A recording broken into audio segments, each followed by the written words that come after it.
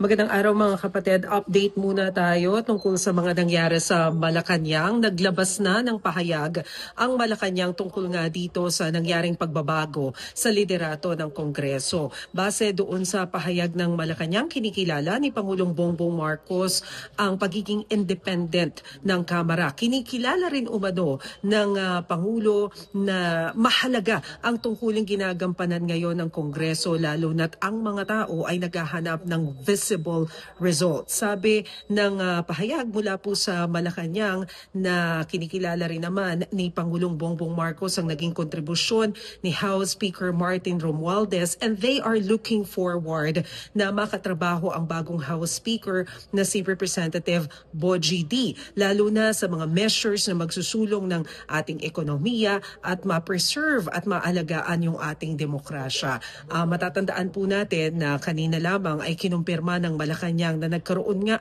ng pag-uusap si Pangulong Bongbong Marcos at si Speaker Martin Romualdez kahapon, pero hindi na idinitalye ng Malacanang kung ano ang napag-usapan ng dalawang leader. Pero kaninang umaga, sinabi na rin ni Palace Press Officer Undersecretary Claire Castro na kung ang pagbibitiw naman sa tungkulin ni Speaker Romualdez ay para ma-preserve yung integrity ng institusyon at matiyak na malaya yung magiging investigasyon, ay katanggap-tanggap naman ang hakbang na ito. At yan po muna ang pinakahuling balita sa Malacanang. Ako po si Maricel Halili. Magandang araw.